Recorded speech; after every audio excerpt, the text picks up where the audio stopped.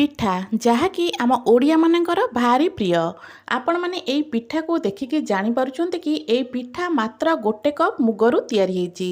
आज मु आपण मानक सहित सुपर टेस्टी आउ हेल्दी मात्र गोटे चमच तेल रे बनुथिबा मुग मसला पिठार रेसिपी शेयर करिबी। आशा करूची आपण मानकु आज रही हेल्दी आउ टेस्टी पिठार रेसिपी निश्चय पसंद आसीबो। नमस्कार, मु रश्मि यूट्यूब रे आपण समस्त को स्वागत। आज रही मुग मसला पिठार रेसिपी जानिबा पई वीडियो को संपूर्ण देखंतु। तो एबे चलंतु स्टार्ट करिबा आजिर रेसिपी। मुग मसला पिठा बनेबा पई एठी हमको मुग दरकार। तो मु एठी गोटे कप मुग पाखा पाखी 2 ରୁ 3 घंटा आगु बतुरेकी रखिदे। तो ये देखिपे मुग डाली आमर बेस भल भाव में बतुरी जाइए। प्रथम मुग डाली को 2 ରୁ 3 थर भाया धोई ने 2 ରୁ 3 घंटा बतुरी ने। ये डाली को गोटे मेजरमेंट कप रे मापिक नहीं आपण मैंने चाहिए गोटे ताटिया हो कि छोट ग्लास रे डाली को मापिक नहीं पारे। तो ये चलते गोटे ग्राइंडर जार नहीं जावा। ग्राइंडर जार रे धोईकी रखिथिबा मुग डाली को देदेबा। एटी मु कही रखुची जदि आपण मानक आज रेसिपी भल लगे वीडियो को लाइक करेंगे, शेयर करेंगे। चैनल जदि नुआ अच्छा ताले प्लीज चैनल को सब्सक्राइब निश्चय करने। मुग डाली को दे सारा पर अल्प एटी आम पानी दबा।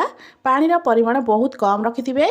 पानी अल्प देकी या चिकन कर बाटी आनिबा। बिल्कुल भी खद खदड़िया कर बाटबेनी, पूरा चिकन कर बाटी ने। तो ये देखिपे मुग डाली को भल भाव में चिकन कर बाटी नहीं। एवं मुग डाली को गोटे बाउल को ढाली नवा। आपण मैंने बिरी रे तो विभिन्न प्रकार पिठा बनई थे। तो थरे मुग डाली पिठा को निहाती ट्राए करंतु। बिरी डाली पिठा परी मुग डाली पिठा मध्य खाइबा को बहुत बढ़िया लगी थाए। तो डाली को बाटिकी गोटे बाउल ले दे सारा पर जो मेजरमेंट कप रे मु मुग डाली नहीं से कप रे मापिकी एठी हमें गोटे कप देदेबा सुजी। एठी आपण माने पतला दाना वाला सुजी हो कि मोटा दाना वाला जहाँ भी सुजी आपण माने पाखे थिबो सेही सुजी रो व्यवहार करि परिबे। सुजी को दे सारा पर प्रथमे बिल्कुल भी पानी देबेनी। एमिति सुखिला रे आकु भल भाव रे गोळेई नेबे। जदि आपण मानकु लागिबो बैटर कंसिस्टेंसी बहुत गाढ़ा अछि ताहाले आपण माने एठी अल्प पानी दे परिबे। तो ये देखिपे बैटर मोर बहुत गाढ़ा अच्छी। तो मुझे अल्प पानी दे दूची कारण जदि पानी आम नदबा तो सुजीटा बेस भल भाव में फुलबनी। से अल्प पानी देकी आकु आम भल भाव में गोळेई नबा। अल्प पानी दे सारा पर आकु मु भल से गोळेई नौची। 1 ରୁ 2 मिनिट गोटे डायरेक्शन में एमती भल से गोळेई नेबे। भल से गोळेई सारा पर एबे आकु आम कवर करके मात्र 10 मिनिट पे छाड़िबा। जे पर्यंत सुजी आमर फुलुथिबो सेही समय भितर एबे चलंतु एई पिठा पई आमे गोटे मसला पूरा प्रस्तुत करनबा। मसला पूरा बनैबा पई प्रथमे गैस ऊपर गोटे कड़ाई बसै नबा। कड़ाई आमर भल भाव में गरम होला पर गोटे चामच एठी तेल दबा।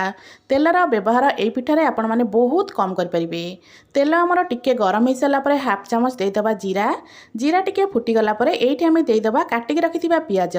एठी मु गोटे बड़ साइज रो पियाज नेथिली। पियाज को एमथि लंबा लंबा करी काटि नेथिली। पियाज को आमे एठी मीडियम फ्लेम रे 2 ରୁ 3 मिनिट पर्यंत भाजिबा जे पर्यंत पियाज ऊपर आमर हल्का हल्का कलर न आसी। तो ये पियाज को पाखापाखि 2 ରୁ 3 मिनिट भाजिला पर पियाजर कलर देखिए धीरे धीरे चेंज होगा लगे। गैस फ्लेम बिल्कुल भी हाई करेंगे। लो फ्लेम रे आपको एपट सेपट करके 2 ରୁ 3 मिनिट भल भाव में भाजी नवा।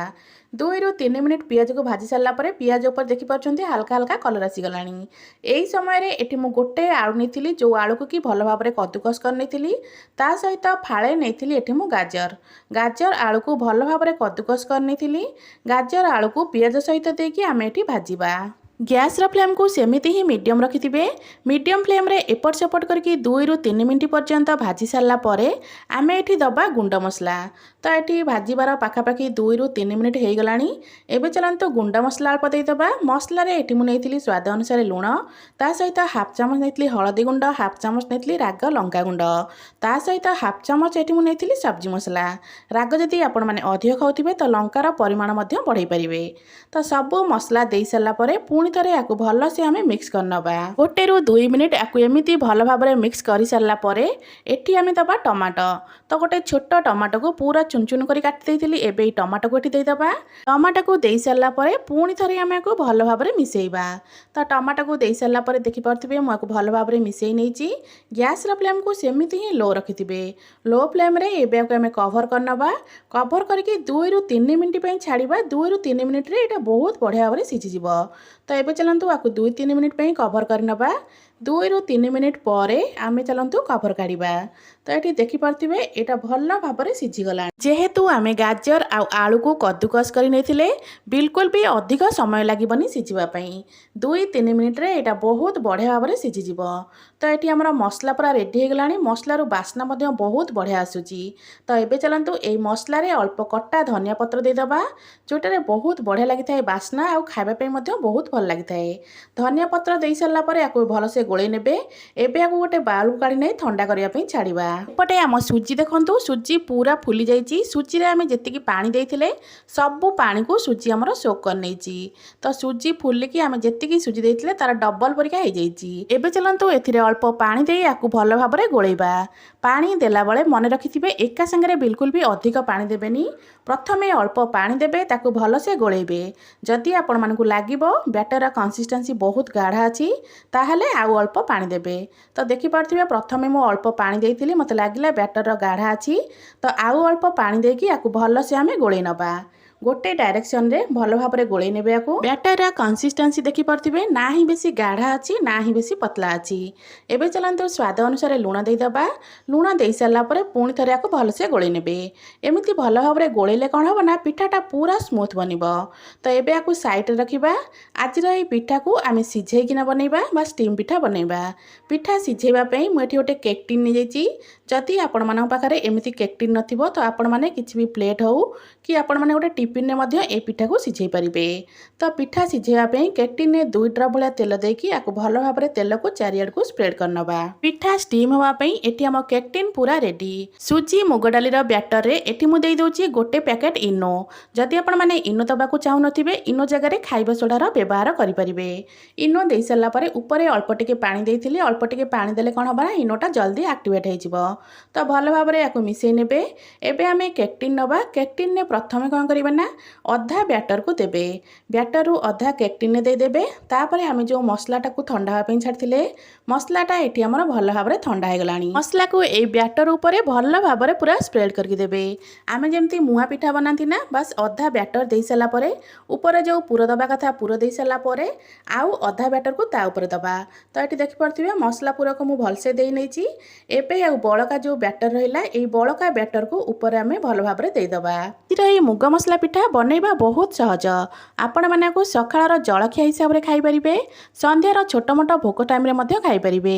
बनइबा तो बहुत सहज आ खाइबा पेइटा बहुत स्वादिया लागथाय।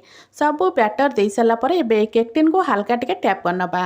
तो एपटे देखि परथिबे गोटे कड़ाई रे अल्प पानी बसई नेची। पानी हमर टिके गरम होला परे ए पानी मझिरे गोटे रिंग रखि नबा। एबे रिंग ऊपर आमे रखि नबा हमर केक टिन को पूरा सेंटर ऊपर केक टिन को रखि नबा। तापरे आको आमे कवर करनबा। गैस रो फ्लेम को प्रथम 2 मिनिट पई हाई रखिथिबे। तापरे गैस रो फ्लेम को लो रखि किना आको 15 मिनिट पई भल भाव में सिझिबा पई छाड़िबा। 15 मिनिट रे आम पिठा पूरा रेडी हो जिवो।